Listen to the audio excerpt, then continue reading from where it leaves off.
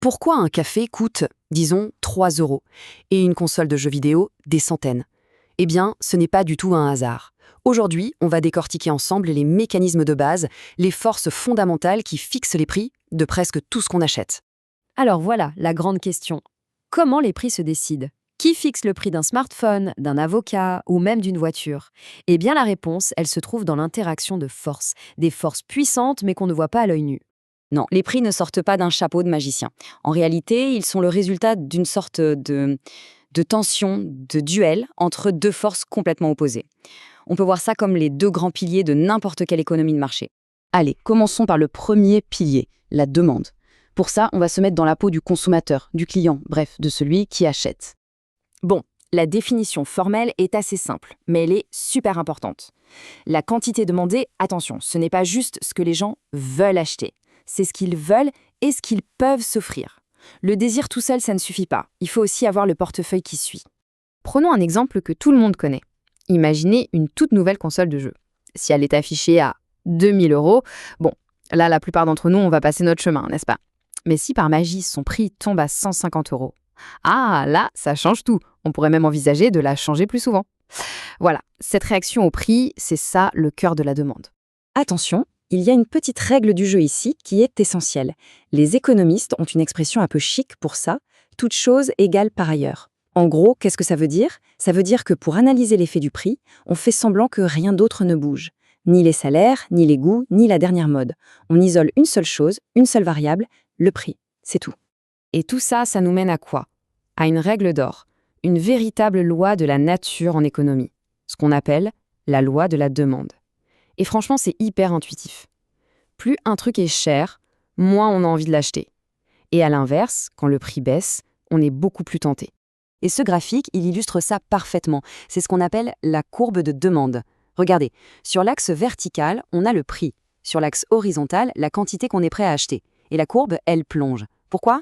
C'est simple. Quand le prix descend, la quantité demandée, elle, augmente. C'est la traduction visuelle de cette relation inverse. Ok, c'est bon pour le côté des acheteurs. On a posé notre premier pilier. Maintenant, passons de l'autre côté du miroir. Mettons-nous à la place de ceux qui fabriquent et qui vendent les produits. Et là aussi, comme pour la demande, on a une petite définition clé.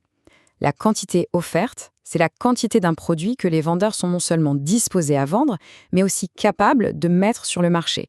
Encore une fois, la volonté seule ne suffit pas. Revenons à nos jeux vidéo.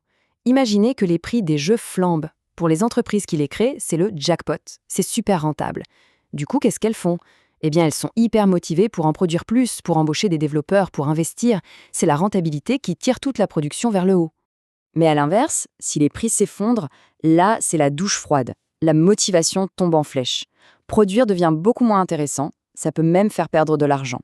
Du coup, certains studios vont lever le pied sur la production, et les plus fragiles, eh bien, ils risquent de mettre la clé sous la porte. À ce moment-là, leur offre, elle tombe à zéro. Et voilà notre deuxième grande loi, la loi de l'offre. C'est tout simplement la logique du producteur. Plus le prix de vente est élevé, plus il a intérêt à produire et à vendre. C'est une relation directe, complètement à l'opposé de ce qu'on a vu pour la demande. Et voici son portrait robot, la courbe d'offre. Cette fois-ci, regardez bien, la courbe monte. Et c'est parfaitement logique. Plus le prix sur l'axe vertical augmente, plus la quantité que les vendeurs sont prêts à fournir sur l'axe horizontal augmente aussi. C'est l'image même de la loi de l'offre.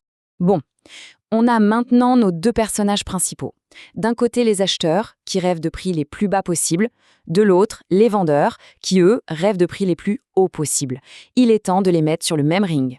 Alors, si on résume tout ça, c'est très simple. Côté demande, le prix monte, la quantité achetée baisse. Côté offre, le prix monte, la quantité vendue augmente.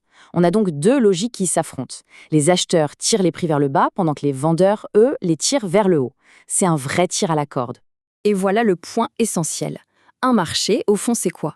Ce n'est rien d'autre que ça. Ce champ de bataille, cette négociation de tous les instants entre ces deux désirs opposés. C'est ce conflit permanent qui est le véritable moteur de l'économie. Donc, on a posé les bases. La demande d'un côté, l'offre de l'autre, chacun tire dans son sens. Mais alors, la question à 1 million, comment ce conflit se termine? Comment ces deux forces qui veulent tout et leur contraire finissent-elles par tomber d'accord sur un seul prix? Un prix que tout le monde accepte? Eh bien, c'est toute la magie de ce qu'on appelle l'équilibre, et c'est la prochaine pièce de notre puzzle.